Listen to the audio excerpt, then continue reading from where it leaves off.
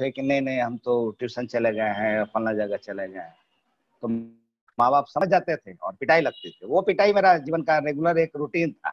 माँ बाप का एक्सपेक्टेशन था बच्चा अच्छा करे, अच्छा पढ़े, और कहीं भी हम उनको सुकून नहीं दे पा रहे थे। रिजल्ट मेरा अच्छा नहीं हो रहा था।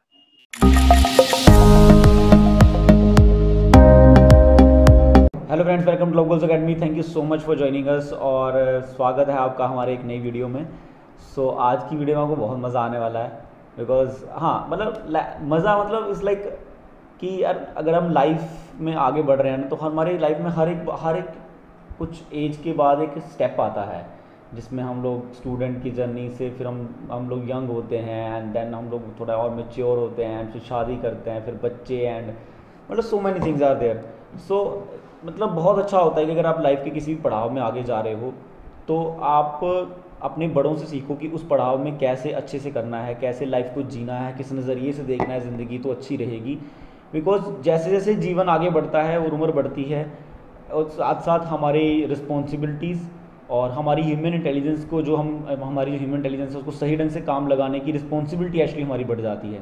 तो आज हमारे प्लेटफॉर्म पे हैं मिस्टर संतोष कुमार सिन्हा और आई नो दैट कि आपको उनकी स्टोरी बहुत पसंद आने वाली है। चलिए सर का स्वागत करते हैं और शुरू करते हैं आज की वीडियो।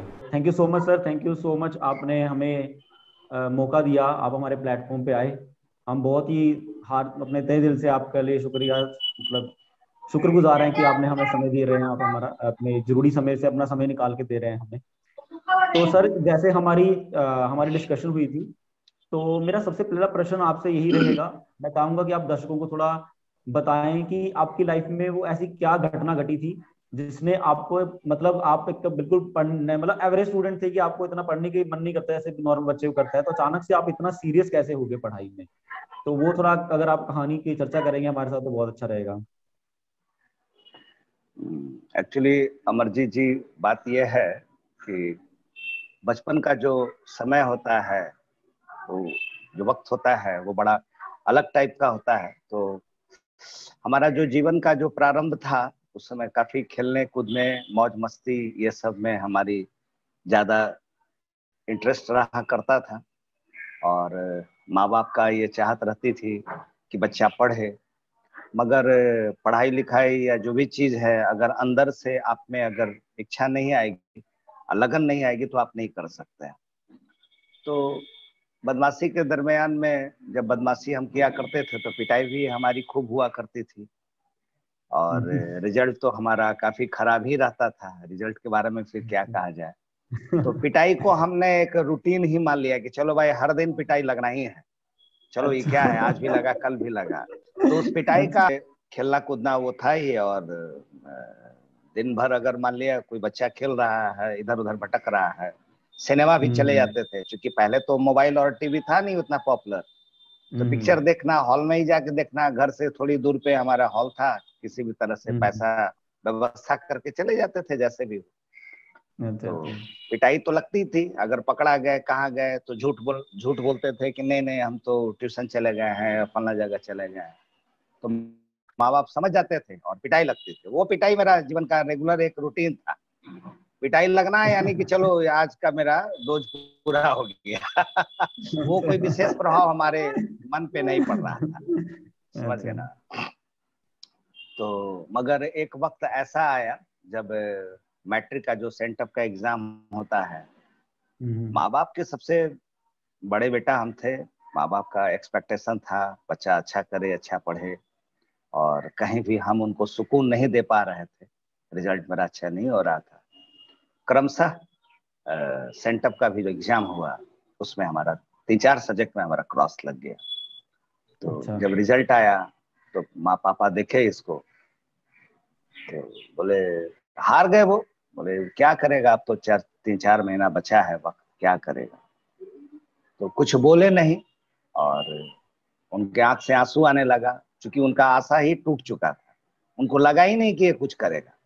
तो उनको लगा भाई इसको मारने पीटने से भी क्या होगा, इतने दिनों से तो मार पीट रहे हैं, कहाँ इसके जीवन में कुछ प्रभाव पड़ रहा है, अब मारने से कोई फायदा नहीं। तो माँ भी गाल पे हाथ ऐसे रख के रोने लगी, पापा भी जो है सर झुका के देखे उनके आंख से आंसू टपक रहा है और नाक ऐसे आंसू ऐसे निकलता हुआ नाक से भी टप टप छू रहा है। तो हमने ऐसा माहौल नहीं देखा था कभी भी। माँ तो डांटती भी थी, रोती भी थी, तो माँ का तो एक रूटीन था, चलो कभी रो भी गई, कभी डांट भी ली, तो माँ का आंसू पर भी विशेष प्रभाव नहीं पड़ रहा था। पापा के आंख से जो हम्म। आंसू जो गिरता हुआ देखे पहली टाइम, हम्म। आज तक कभी हमने देखा नहीं। तो मुझे अंदर से ये जो है झिंझकोर दिया, ये जो दृश्य था, और मुझे लगा कि नहीं, सो पापा हमारे कारण रो रहे हैं। मैं काफी विचलित हो गया। तो फिर पापा उसी क्रम में बोले, जाओ खाना खाओ। रात का समय था, करीबन 8, साढ़े 8, 9 बज रहा होगा। जाओ हम्म। संतोष, खाना खा लो, जाके सो जाओ, जाओ कल से पढ़ना, जाओ जितना बुझाए उतना पढ़ना। बहुत हम्म। ही माने कॉर्डियल वे में, माहौल में, माने कोई इसमें माने कड़ापन नहीं था वाणी में। बहुत सॉफ्ट तरीका से, हारा हुआ एक इंसान कैसे बोलता है, चलो भाई अब तो हम हार गए, ठीक है चलो। तो गए, भूख तो हमारी चली गई, जो भी खाना था खा लिए पी लिए। और वो जो है रात में जब सोने के लिए गए तो हमको नींद नहीं आया। वो चीज हमको बार बार वो दृश्य याद आ रहा था। तो एक्चुअली हमारे घर में माँ पापा लोग देवी जी का भक्त थे। माता काली, दुर्गा जी का हमारे यहाँ पूजा हुआ करता था। नवरात्रा पापा करते थे। हम्म। तो मेरे दिमाग में ये बात थी कि काली माता से बात किया जाए, उनसे प्रार्थना किया जाए। ओके। तो हाँ, तो ये एक दिमाग में बात आती थी कि माता का उग्र रूप या माँ जो है बहुत ज्यादा प्रभावशाली दिखती है 12 बजे रात में, क्योंकि बच्चे का ब्रेन था, ऐसा मुझे लगता था। तो हमने 12 बजे रात तक का इंतजार किया कि 12 बजे रात को माँ से प्रार्थना करें। देखिए कितना अंदर से हमारा जो है निर्माण चालू हुआ। तो ये एक बहुत बड़ी बात है। 12 बजा, माता के पास आगे एक फोटो रख लिए माँ का, और माता से प्रार्थना की कि माता मुझे शक्ति दो। देखिए पिक्चर का प्रभाव मेरे दिमाग में बहुत ज्यादा था। वो जो पिक्चर में हम हम्म। लोग जो देखते थे, कहीं कुछ हो गया तो लोग सौगंध लेते थे कि आज से ऐसा होगा, नहीं होगा। तो वो एक्चुअली हम लगातार देखते रहते थे, तो वो सारी प्रसंग हमारे दिमाग में गूंजता था कि ऐसे ही बोलने से काम बनता है। तो हम्म। प्रार्थना किए माँ से, माता हमको शक्ति दो, हम थोड़ा पढ़े, हमारे कारण मेरे माँ पापा भी रोने लगे, मेरे पिताजी भी रो रहे हैं। जो भी मन में बात थी शेयर किए। उस वक्त की बात तो आवाज स्पष्ट तो नहीं है। तो उसके बाद से फिर हमारा जीवन में एक लगन, दूसरी टाइप की लगन आई। और लगन ही पढ़ाई हम्म। करनी चाहिए। और 4 महीना जो हमने पढ़ा, तो 4 महीना के मेहनत से 482 मार्क्स, 482 नंबर, सेकंड डिवीजन से हमने मैट्रिक का एग्जाम पास किया। मेरी हम्म। माँ मेरे पापा बहुत ज्यादा खुश, उनको तो विश्वास ही नहीं था कि लड़का पास भी करेगा। हाँ, तो सेकंड डिवीजन काफी मायने रखा। बिहार बोर्ड के हम लोग प्रोडक्ट, मैं प्रोडक्ट हूँ। और उसके हम्म। बाद फिर हमारे जीवन में पढ़ाई के प्रति एक रुझान रही, कैरियर नजर आने लगा। और धीरे धीरे हम्म। ग्रेजुअली जो है हम सफल होते चले गए, और आज यहाँ तक पहुंचे। तो ये एक तो सर छोटी यहाँ सी पे मैं कहानी एक बहुत ही विशेष प्रश्न आपसे पूछना चाहूंगा है। कि जैसे हम देखते हैं कि आपके मार्क्स कम आए और आपके पिताजी इतना परेशान हो गए है ना। पेरेंट्स की बहुत ज्यादा एक्सपेक्टेशन होती है बच्चों से, है ना। मतलब हर कोई माँ बाप, और एक्सपेक्टेशन गलत भी नहीं है, वो प्रेम से एक्सपेक्टेशन कर रहे हैं, उनका प्यार है वो जो एक्सपेक्टेशन के थ्रू हमारा हम तक पहुंच रहा है। बट कई बार ऐसा होता है कि बच्चे बच्चे ऐसा बोलते हैं, आजकल जनरली बच्चे ऐसा बोलने लग गए हैं कि पेरेंट्स हमें समझते नहीं है। पेरेंट्स को पता नहीं है कि मैं क्या करना चाहता हूँ, मेरे पेरेंट्स अभी बैकग्राउंड है, उनको नॉलेज नहीं है, आज की दुनिया का पता नहीं है। तो इस जो ये जो पूरा अभी माहौल बन रहा है, इस विषय में आपका क्या कहना है? देखिए एक्चुअली बात यहाँ पे ये आती है कि ठीक है, हम ये नहीं कर सकते हैं कि यहाँ पे बच्चे जो है 100% गलत है। क्योंकि बात तो सही है, आज टेक्नोलॉजी का जमाना आ गया है, और कई तरह का एप्स है या टेक्नोलॉजी से रिलेटेड मैटर है, तो बच्चे ज्यादा अच्छा से समझ पाते हैं। और हम्म। चूंकि हम लोग उस प्रसंग से शुरू से जुड़े नहीं रहे। मगर जहाँ पे तजुर्बा की बात आती है, और जिसमें कि आप कुछ एक भविष्य के लिए निर्णय ले सकते हैं, तो माँ बाप को तो एक गाइड करना ही चाहिए, मगर बच्चों के सेंटिमेंट को ध्यान में रख के गाइड करना चाहिए। ऐसा नहीं है कि बच्चा अगर कुछ करना चाह रहा है, तो जैसे सपोज कीजिए कि हमारी बेटी है और अभी वो आर्ट्स से ग्रेजुएशन की है कोलकाता से, तो हम लोगों ने इसको बोला कि ठीक है, क्लैट का एग्जाम दी, सफल भी रही, कई जगह से इसका कॉल भी आया, क्लैट एग्जामिनेशन में भी इसका रैंक था और सिम्बोसिस वगैरह सब जगह कम्पीट की थी, मगर वो कहीं ज्वाइन नहीं की। एक्चुअली उसके दिमाग में एक बात है था कि नहीं पापा हम यूपीएससी का एग्जाम देंगे, तो यूपीएससी की प्रिपरेशन में लग गई। तो मुझे यूपीएससी तो कुछ कहना नहीं है, बेस्ट एग्जाम है, इसके बारे में क्या कहा सकता है, मगर काफी अनसर्टेन एग्जाम है, क्या होगा नहीं होगा, कब होगा, कई दौर से गुजरना है। तो एक गार्जियन के दिमाग में ये बात रहती है कि भाई बच्चा मेरा जल्दी से सेटल हो जाए, और वो जो है फिर, तो यहाँ पे गार्जियन को भी धैर्य रखनी चाहिए। ऐसा नहीं अगर मैं प्रेशराइज करता अपनी बेटी को कि नहीं नहीं तुम जिस एग्जाम को निकाली हो जाओ उसको तुम ज्वाइन करो और फिर जाके वहां से 5 इयर्स में तुम्हारा सेटलमेंट हो जाएगा, इतना अच्छा तुम्हारा सब कुछ रहा, रैंक रहा, तो यहाँ पे कहीं ना कहीं बच्चों के भविष्य को क्रश करना होगा। तो गार्जियन का रोल बहुत ज्यादा महत्वपूर्ण है, गार्जियन को भी बहुत पेशेंस रखना पड़ेगा और बच्चों को सपोर्ट करना पड़ेगा, देखना पड़ेगा कि मेरा बच्चा जो कर रहा है उसको सपोर्ट देना, क्योंकि आप नहीं सपोर्ट करेंगे तो फिर कौन सपोर्ट करेगा। तो बिल्कुल बिल्कुल। ये मेरा बस यही है कि एक वन साइडेड नहीं होना चाहिए कि जो मैं कह रहा हूँ वही सही है, बच्चा जो कह रहा है वो नहीं। बच्चों को बात भी समझे, क्योंकि बच्चा आज के दिनों में, अब बच्चा पहले वाली बात नहीं रही, बच्चा बहुत जागरूक और बहुत समझदार हो चुके हैं, उनकी बात को भी समझना चाहिए, मिला जुला के एक मध्यम मिडिल रास्ता जो है जरूर निकलना चाहिए, ये मेरा विचार। बिल्कुल बिल्कुल बिल्कुल। और सर एक और भी बदलाव आ रहा है जो मतलब सदी के साथ आ रहा है, कह लीजिए टेक्नोलॉजी के साथ आ रहा है, जहाँ फिर बच्चों को स्टडी में अब ज्यादा टाइम लग रहा है। पहले क्या होता था, शादियां जल्दी हो जाती थी, तो पेरेंट्स एक्सपेक्ट करते थे हमारा बच्चा जल्दी सेटल हो जाए, क्योंकि हमारे पेरेंट्स जो है वो बहुत ही कम एज में सेटल हुए हैं। जैसे आप भी, तो आप, मेरे को भी लगता है आपको बहुत ही कम एज में नौकरी मिल गई होगी, तो हाँ हाँ तो हाँ मतलब, हाँ हाँ हाँ जी हाँ जी, तो हाँ, इस प्रकार से करीबन रहता है कि 94। हाँ जी जी जी। अच्छा 94 में मिली थी आपको नौकरी, है ना? 90 में हम ज्वाइन किए थे जॉब में, 90 में आ गए थे, 89 में ग्रेजुएशन हुआ था, 90 में हमारा, मैंने बहुत कम समय में अच्छा अच्छा, बेरोजगार रहे, तुरंत वही जॉब वही हो वही, गया हमारी। बिल्कुल बिल्कुल बिल्कुल। तो वही बात है कि अभी क्या है, अभी सिनेरियो बदल रहा है, जैसे अभी कोविड का टाइम आया है, तो कहीं ना कहीं बच्चे भी अब थोड़े शेक हो गए हैं, नई अपॉर्चुनिटीज आ रही हैं, नई तरीके की जॉब्स क्रिएट हो रही हैं कि इतनी ऑप्शंस हो गई है मार्केट में, बच्चे भी कंफ्यूज हो रहे हैं कि क्या करना है। सो कहीं ना कहीं मतलब एक चेंज आ रहा है, जिसको शायद पेरेंट्स कहीं ना कहीं एक्सेप्ट नहीं कर पाते, कि अब बच्चों की शादियां लेट होंगी, बच्चे थोड़े लेट सेटल होंगे। ये बात भी कहीं ना कहीं पेरेंट्स जो हैं वो एक्सेप्ट नहीं कर पा रहे हैं, अब उनकी लाइफ जर्नी कह लीजिए।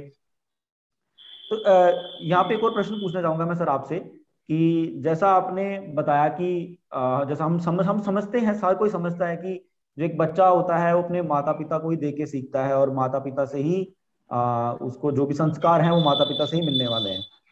तो एक्चुअली में अगर हम मानव सभ्यता की बात करें, तो मानव सभ्यता के आधार पे किस तरीके से माता पिता को, या जो बच्चे हैं जो शादी करेंगे, जो भी गृहस्थ आश्रम ज्वाइन करेंगे, या फिर मतलब लाइक बच्चे मतलब अपने अपने भविष्य की प्लानिंग करेंगे, तो वो किस तरीके से अपनी गृहस्थी को देखें, या किस तरीके से देखेंगे हमें किस तरीके से अपने बच्चों को संभालना है, या फिर उनको किस तरीके से पालना है, क्या संस्कार देने जो हमें नहीं मिले हैं। देखिए, ये तो काफी लंबा इसका जवाब हो सकता है, और यहाँ पे बहुत स्थिरता से इस बात को समझना पड़ेगा और विचार करना पड़ेगा। हम आज जो पागल की दौड़ में लोग लगे हैं, उससे थोड़ा सा अलग आपको निकलना पड़ेगा, समझना पड़ेगा कि जीवन का और भी कुछ है, आकांक्षाएं हैं, और जीवन को कैसे जीना चाहिए, हमारा जीवन का पोषण कहाँ से होता है। तो इन सब बातों को आपको समझना पड़ेगा, और इसके लिए आप में एक आध्यात्मिक विचार का बीजारोपण करना होगा। अगर आप आध्यात्मिक पहलुओं से ओतप्रोत नहीं है, तो फिर आपका जीवन माने क्या, बिना लगाम का घोड़ा और बैल जो कह सकते हैं वो हो जाता है। तो एक लगाम लगाने के लिए मुझे एक आध्यात्मिक डोर से अपने आप को बांधनी पड़ेगी, और उसके लिए बेस्ट मुझे लगता है श्रीमद् भागवत गीता, क्योंकि गीता नित्य नवीन ग्रंथ है, और गीता में हर प्रश्नों का जवाब है। जो भी इंसान, हम बड़े बड़े जितने भी हमारे यहाँ महापुरुष हुए, सबों ने अपनी बायोग्राफी में या फिर इनका जो दिनचर्या रहा है उसमें गीता का उन्होंने बहुत ही महत्वपूर्ण योगदान माना है और कहा है कि नहीं गीता। तो गीता के अगर प्रसंग में आप हैं तो आप निश्चित तौर पे, गीता से अगर आप जुड़े हैं तो निश्चित तौर पे आपका जीवन सही दिशा में चलेगा। आप खुद को भी संभाल के अच्छे से चल पाएंगे और बाल बच्चों को भी सही मार्गदर्शन कर पाएंगे। क्योंकि मैं देखा है, मैं अपने जीवन में जब से मैं गीता का पढ़ने लगा, और फॉर्चुनेटली किसी कारण से हमारे हाथ में गीता आ गया। एक्चुअली गीता तो था घर में मगर पढ़ नहीं पाते थे, मगर संजोग है। लेकिन जब मैं इस गीता के टच में आया और जब पढ़ने लगा तो मुझे बहुत अच्छा लगा, और फिर सारा अपने आप ऑटोमेटिकली सब रास्ता निकलने लग जाता है। तो ये महत्वपूर्ण चीज है, आपको खुद जो है एक समझना पड़ेगा। क्योंकि देखिए, एक टीचर को पढ़ाने के लिए उसको भी शिक्षित होना, साक्षर होना जरूरी है। अगर आप खुद पढ़े नहीं हैं, खुद अच्छे से अगर इसका स्टडी नहीं किए हैं, तो फिर बच्चों को क्या पढ़ाएंगे। उसी तरह ये मेरा जीवन भी एक जीवन जो है, ये भी किसी न किसी शास्त्र से, कहीं न किसी पहलुओं से वो जुड़ा रहता है। उन शास्त्र को, उन पहलुओं को पढ़ना पड़ेगा कि कैसे जीवन को जिया जाए, जीवन की क्या सार्थकता है, क्या अभिप्राय है, ये एक पेरेंट को समझना पड़ेगा। ये बिल्कुल हमारी इसमें ये विचार है। सर। इसी पॉइंट को एक्सप्लेन करते हुए मैं आपसे एक बात पूछना चाहूंगा कि जैसे आई थिंक मैंने भागवतम में सुनी है ये बात कि भागवतम में ऐसा लिखा जाता है कि मतलब कहाँ एग्जैक्टली मैंने किसी सत्संग में सुनी थी ये बात कि भागवतम में ऐसा बोला जाता है कि माता पिता को बच्चा ही नहीं पैदा करना चाहिए तब तक जब तक वो बच्चे को भगवान तक पहुंचने का रास्ता ना दिखा दें। तो ये जो बात थी आपने भी अपने जीवन में किसी न किसी तरीके से समझी, और आपने मुझे बताया था कि आपने अपने घर को किस तरीके से, आप अपने घर को किस तरीके से देखते हैं, अपने बच्चों से कैसा बिहेव करते हैं, बच्चों को घर को कैसे देखने के लिए बोलते हैं। तो आप ये थोड़ा अपना घर का जो माहौल है अगर ये आप दर्शकों के साथ शेयर करेंगे, और ये जो भागवतम की ये जो कथा है आप बताएंगे थोड़ा कि कहाँ से है और क्या ये मैं सही बोल रहा हूँ जो भागवतम ऐसा बोल रही है, तो इस पे थोड़ा व्याख्या कीजिएगा। हाँ, ये सही बोल रहे हैं आप। ये अब इससे आप अंदाजा लगा सकते हैं कि बच्चा का जन्म देना कोई खेल बात नहीं है। पशु पक्षी जैसे बच्चे को जन्म देते हैं, जानवर जन्म देते हैं, उस तरह से एक इंसान बच्चे को जन्म न दे। अगर उसमें इतनी सामर्थ्य नहीं है कि मैं बच्चे को अच्छा संस्कार दे सकूं, एक अच्छा, क्योंकि बच्चा ही हमारा भविष्य है, राष्ट्र का भविष्य है, परिवार का भविष्य है, समाज का भविष्य है। वो बच्चा से बहुत सारी प्रसंग जुड़ी रहती है। अगर एक बच्चा जो है, हमारा बच्चा संस्कार में है, तो उनसे न जाने कितने लोगों का संस्कार का पुष्टि हो सकता है। एक बच्चा अगर हमारा संस्कार विहीन हो गया, क्रिमिनल हो जाता है ना, नशेड़ी हो जाता है, नशा करने लगता है, तो न जाने कितने लोगों को वो बर्बाद कर सकता है। तो यहाँ पे इसीलिए भागवतम इसमें इस बात का जोर दिया गया कि बच्चों का जो जन्म देना है, बच्चा पैदा करने की जो बात आती है, वो मौज मस्ती की विषय वस्तु नहीं है। आप पहले ये सोच लें कि आप जिस कार्य के लिए जा रहे हैं वो कितनी महत्वपूर्ण है, और आपको कितना समय देना पड़ेगा अपने बच्चों को। ऐसा नहीं बच्चा पर जन्म हो गया, छोड़ दिए, अब उसको कहीं कुछ नहीं कर रहे हैं, बस खा रहा है। फिर आप उसको जब जन्म दिए हैं तो आप में आपको जो है बहुत त्याग करके बच्चे को जो है एक सही संस्कार और एक सही दिशा देना पड़ेगा। तो मैं, आपने जो ये पूछा कि हम अपने घर को कैसे संचालन कर रहे हैं, कैसे रख रहे हैं, तो गीता पढ़ते पढ़ते ये बात मेरे दिमाग में आई। और जब उस प्रसंग, देखिए एक चीज तो है कि जब भगवान के प्रसंग, आध्यात्मिक प्रसंग में कोई भी इंसान संलग्न हो जाता है तो भगवान उसको बुद्धि प्रदान करते हैं। क्योंकि इंसान में इतनी कैपेसिटी नहीं है कि वो अपने बुद्धि से सब कुछ कर सके, वो ईश्वर इनको मदद करते हैं, अच्छे बुद्धि प्रदान करते हैं। तो वो अच्छे बुद्धि ही प्रदान किए, और जिसके कारण मैं अपने घर में, अपने घर तो नहीं कह सकता, मैं भगवान के घर में रहने लगा। तो भगवान के घर में रहने का प्रसंग ये आता है कि जैसे ज्यादातर लोग ये कहते हैं कि भाई मैं अपने एक घर बनाया, उसमें एक छोटा सा एक रूम लिया, उसमें भगवान का मूर्ति स्थापित किया, और हमारे घर में भगवान का मंदिर है। तो इसी बात को पलट के देखना है कि आप अपने घर में भगवान को नहीं रखे हैं, बशर्ते भगवान का एक घर देना चाहिए। भगवान के घर में आप रह रहे हैं। अगर भगवान के घर में आप रहते हैं तो क्या हो गया, वो मंदिर हो गया। मंदिर में हम जाते हैं, क्यों जाते हैं? मंदिर में इसलिए जाते हैं कि भगवान वहां वास कर रहे हैं, भगवान का मूर्ति वहां स्थापित है, प्राण प्रतिष्ठा किया गया है, तो मंदिर हम जाते हैं। तो आप देखते होंगे कि जब भी मैं मंदिर जाता हूँ, थके हारे दुखी अवस्था है किसी अवस्था में, तो वहां से जब निकलते हैं तो कितनी आनंद और कितना ताजगी फील होता है जब कोई भी इंसान मंदिर से लौटता है। तो सेम उसी तरह, क्यों? क्योंकि वो भगवान का मंदिर है, और भगवान जहाँ रहते हैं वो बैकुंठ कहलाता है। और बैकुंठ में कभी भी कुंठा नहीं होता है, कभी भी दुख नहीं होता है। जहाँ दुख नहीं है वो बैकुंठ। तो दुख कहाँ नहीं है? जहाँ भगवान वास कर रहे हैं। तो उसी तरह अगर अपने घर में, अब भगवान अपने घर में भगवान, जो हम लोग जो कहते हैं कि अपने एक घर में भगवान को रखे हैं, नहीं, हम भगवान के घर में मैं रह रहा हूं, तो फिर वो बैकुंठ होगी। बैकुंठ हुआ तो हमारे जीवन में कोई कष्ट नहीं आती है, और साथ ही साथ घर का हर कार्य वो दिव्य कार्य हो जाता है। सब कुछ कीजिए कि भगवान के घर में रह रहे हैं या मंदिर में आप हैं, तो मंदिर में कुछ भी काम करते हैं, झाड़ू दे दिए, पोछा लगा दिए, या कुछ बर्तन साफ कर दिए, या और भी किसी तरह का कई प्रसंग है, तो वो दिव्य हो जाता है। तो सेम, चूंकि मंदिर में भगवान, इसी तरह अगर घर में हम घर का कुछ भी कार्य किए या हमारे बच्चे लोग कार्य किए, तो वो सारा का सारा कार्य जो है दिव्य हो जाता है, भगवान का कार्य हो जाता है। तो ऐसे करके आप अपने लाइफ को जो है दिव्य बना सकते हैं, आध्यात्मिक बना सकते हैं। और जैसे जैसे आप इस प्रसंग से जुड़ते चले जाएंगे, आपका जीवन देखेंगे कि काफी सुखमय होने लगता है, और भगवान बुद्धि प्रदान करते हैं। तो मैं तो अपने जीवन को ऐसा ही करता हूँ। मैं भगवान का घर में रहता हूँ, मेरा घर नहीं है, तो भगवान के घर में हूँ तो सारा टेंशन है भगवान का। भगवान जाने भाई हमारे यहाँ सब्जी आएगा कि नहीं, अन्न आएगा कि नहीं, पैसा आएगा कि नहीं। तो भगवान के घर में रहने वाले सब लोग स्वस्थ रहते हैं, ऐसा नहीं कि कोई अस्वस्थ रहेंगे। तो ये बहुत प्रभाव डालता है इंसान के दिमाग पे और इंसान के बल पे, बहुत ज्यादा बिल्कुल प्रभाव बिल्कुल। डालता है। एक्चुअली बहुत गहरी बात बोल दी आपने, बिकॉज यहाँ पे कुछ लोग ऐसा सोच सकते हैं जी जी। कि अरे भगवान की पूजा करना ये क्या मतलब, ये तो अंकल बड़े हो गए हैं इसीलिए ऐसा बोल रहे हैं, अब तो उनका टाइम है पूजा करने का। मे भी ये अगर कोई स्टूडेंट इस चीज को सुन रहा होगा, बट यहाँ पे बात एक कहने देखिए वाली है एक्चुअली ये जो बात है, आज अभी हमारा करीबन 54-55 ईयर्स ओल्ड हम हैं, तो ये अचानक से बात नहीं आती है।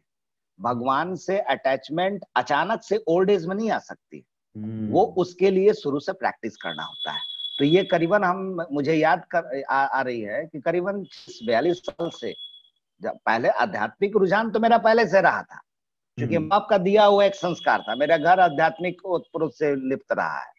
मेरी माँ बहुत अच्छी धार्मिक लेडी है, पिताजी हमारे बहुत अच्छे माने धार्मिक इंसान हैं, और उनका काफी संयमित। तो उस माहौल में मैं पला पोसा हूँ, और उन्हीं का संस्कार के कारण हमारे जो जीवन में जो टर्निंग पॉइंट आई, कहा गया है हमारे यहाँ एक कहावत चलती है कि बाढ़े पुत्र पिता के धर्म। माँ बाप के धर्म से बाल बच्चों की वृद्धि होती है, ये बहुत बड़ी बात। मैं अपने धर्म का पे ध्यान नहीं देता हूं, मैं अपने कर्मों पे ध्यान नहीं देता हूं, तो हमारे बच्चों पर इसका डायरेक्ट प्रभाव पड़ता है। तो बच्चों के निर्माण के लिए सबसे अहम बात यह आती है कि मुझे खुद अपने आप को निर्माण करना होगा, अपने कार्य को सही करना होगा। तो ये चीज है। तो माँ बाप पिताजी हमारे काफी ऑनेस्ट, काफी संयमित और धार्मिक इंसान रहे। आज इनका प्रभाव देख लीजिए कि हम लोग, मैं भी आज उसी पथ का पे चल रहा हूँ, उसी पथ पे हमारा जीवन निकल रहा है। तो ये इम्पोर्टेंट है, सबसे ज्यादा जरूरी चीज है कि आपको समझना पड़ेगा कि कैसे। जी। तो सर मैं एक और प्रश्न पूछना चाहूंगा आपसे कि जैसे आपने बताया कि एक टाइम भगवत गीता के कनेक्शन में आप आए, और भगवत गीता के कनेक्शन से पहले तो आप में जो व्यवहारिक बदलाव थे, जैसे होता ना कि आपके बिहेवियर में क्या चेंज आया, क्योंकि हम मतलब मे बी ऑडियंस के दिमाग में भी ये क्वेश्चन आ सकता है कि ओके ठीक है, अगर हम ये सारा पूजा पाठ करते हैं या इस तरीके से जिंदगी अपना जीवन जो व्यापन करते हैं, तो ऐसा ही क्या बदलाव आ जाता है जो एक जीवन में। तो आप अगर दोनों अपने दोनों एग्जांपल देंगे तो शायद ज्यादा अच्छे से क्लियर होगा लोगों को कि हाँ किस तरीके के बदलाव आते हैं। देखिए एक्चुअली क्या है, एक इसको आप ऐसे समझ सकते हैं कि एक घोड़ा को लगाम दे दिया गया और एक घोड़ा में लगाम नहीं, तो आप दोनों के चाल में आप खुद अंतर लगा लीजिए। जो लगाम में बंधा हुआ घोड़ा है वो एक सही दिशा और कैलकुलेटेड जो राह है उसी पे चलेगा, क्योंकि इधर उधर जाएगा तो आप लगाम खींच लीजिएगा, है कि नहीं। और अगर एक घोड़ा जिसपे कोई लगाम नहीं लगा है तो उसको जिधर मन करेगा उधर भाग जाएगा। तो सेम यही बात है कि मैं अपने अगर जीवन को गीता भागवत और भगवान के प्रसंग से जोड़ के अपने जीवन को चलाता हूं तो एक लगाम दे देता हूं, और ये लगाम को भगवान पकड़े रहते हैं। क्योंकि गीता में भी आप देखेंगे भगवान श्री कृष्ण ये कह रहे हैं अर्जुन को कि मया अध्यक्षन प्रकृति सुवते सचराचर, मेरी अध्यक्षता में ही सारी प्रकृति कार्य करती है। तो जब सारी प्रकृति भगवान की अध्यक्षता में कार्य कर रही है, एक पत्ता भी उनके इच्छा के बगैर नहीं डोल सकता है, तो फिर हमारे जीवन में जो भी परिवर्तन होती है वो कैसे अपने आप हो सकता है। तो ये लगाम अपने जीवन के लगाम को अगर आप ईश्वर के हाथों डाल देते हैं तो फिर आपका जीवन एक संयमित और सही दिशा की ओर चलने लगता है और आप मंजिल को प्राप्त करते हैं। और बिना लगाम का घोड़ा, यानी जैसे मन किया वैसे रह लिए, जैसे मन किया जो मन किया खा लिए, है ना, जैसे जैसे रहा, सुबह लेट तक जगे रहे और जो न खाने योग्य पदार्थ भी खा रहे हैं, नशा कर, तो वो कोई जीवन थोड़े, वो तो पशु भी ऐसे करता है। तो थोड़ा एक स्ट्रक्चर में होना चाहिए। जैसे आप देखते होंगे किसी भी चीज के लिए शिल्पकार है, मूर्तिकार है, जो मूर्ति बनाते हैं तो सांचा में ढालते हैं। क्यों? क्योंकि एक आकार जो निकलेगा वो काफी सुंदर रहेगा। बिना सांचा का आकार आप नहीं दे सकते हैं। तो आध्यात्मिक पहलुओं से जुड़ के जीवन जीने का मतलब है आप एक सुदृढ़ सांचा में अपने आप को ढाल के जी रहे हैं। ये जरूर जरूर सर, मैं आपसे आखिरी प्रश्न पूछना चाहूंगा कि जैसे हमारी सबकी जिंदगी के कुछ मतलब ऐसे हम लोगों ने प्रिंसिपल बनाए होते हैं जिसके ऊपर हम जीवन जी रहे होते हैं कि जैसे ये दुनिया बेकार है, अरे ये सब लोग ठगी करते हैं, हमें ज्यादा मदद, लोगों की मदद नहीं करनी चाहिए, मतलब ऐसे कुछ कुछ अपने मन में बातें बिठा लेते हैं जिसके आधार पे फिर हमें सारी जीवन के जो डिसीजन है वो लेते हैं। तो जी। आपके मन की ऐसी कौन सी बातें हैं जो हर समय आप हमेशा याद रखते हैं और आप ऐसा चाहते हैं कि अगर ये बातें किसी और को भी पता चले तो शायद उसका भी जीवन चेंज होगा इन बातों से, क्योंकि आपका भी चेंज हुआ है। तो ऐसी कुछ अगर बातें आप शेयर करेंगे, अपने प्रिंसिपल शेयर करेंगे जिंदगी के, तो बहुत अच्छा रहेगा। देखिए, जीवन का जो सिद्धांत है, प्रिंसिपल है, ये तो जरूर है कि आप ये जरूर विचार मन में रखें कि हमसे लोगों का कल्याण हो सके, कुछ ऐसा कार्य किया जाए जिससे हम भी लाभान्वित हों और समाज परिवार भी लाभान्वित हो। ऐसा नहीं है कि जो भी कार्य करे अपने हित के लिए करे। तो जन कल्याण की भावना से ओतप्रोत जीवन होना चाहिए। जितना बन सके आप लोगों का मदद कीजिए, गरीब का मदद कीजिए। देखिए, इस कोरोना काल में कितने बेचारे गरीब असहाय लोग भूखे प्यासे अपने जीवन को गुजारे, उसमें कई लोग सामने आके प्लेटफॉर्म, हम लोग खुद जो है लंच पैकेट लेके हम लोग जो कोरोना में जाके गरीब लोगों को बांटे हैं, ऑफिस के तरफ हम ऑफिस का बैनर हम लोग ये किए और वो करके जो है पैसा हम लोग जमा करके आपस में सब लोगों से कि भाई ये फूड पैकेट डिस्ट्रीब्यूशन करना है। तो लोग खूब, कई लोग जो है काफी खुशी के साथ पैसा दिया और एक फंड जमा करके और लंच पैकेट बना बना के हम लोग अपने गाड़ी से आगे ये जाके लोगों को हम लोग बांटे। तो वो कार्य करके जब घर में लौटता था या हम लोग लौटते थे तो काफी आनंद लगता था कि बहुत अच्छा कार्य करके आ रहे हैं। तो जीवन को ऐसा जिए कि आपका जीवन से लोगों का कल्याण हो सके, जितना हो सके आप समाज परिवार राष्ट्र के लिए आप योगदान दे सके। और यही मैं अपने बच्चों को भी बताता हूँ और सारे लोगों के साथ मेरा मेरा तो जीवन का सिद्धांत बस यही कि जीवन ऐसा हो जिससे आम लोगों का और मैं समाज परिवार के लिए कुछ कर सकूं, एक योगदान मेरे तरफ से हो सके। ये हमारी बिल्कुल जीवन बिल्कुल, सिद्धांत नहीं है। सर ये बहुत बड़ी बात है। इतनी बात कोई दिमाग में रख ले तो शायद किसी के साथ कुछ बुरा ही नहीं करेगा, क्योंकि वो निश्चित समझेगा कि तौर समाज में हर एक व्यक्ति के एक अंग है और मुझे सबके साथ अच्छा जी करना है, तो कुछ ना कुछ अच्छा करके जाना ही है मुझे। तो जी बहुत बड़ी बात है एक्चुअली, कोई अगर सीख ले और जी उसको कर ले, इसी बात पे चल जाए तो शायद उसका जीवन सफल हो जाएगा।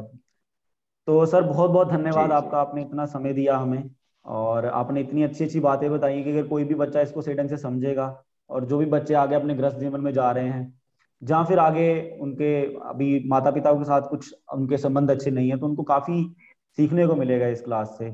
बहुत ही अच्छे से आपने बताया हर point. So thank you so much sir, thank you so much for joining us. Okay okay, नमस्कार नमस्कार।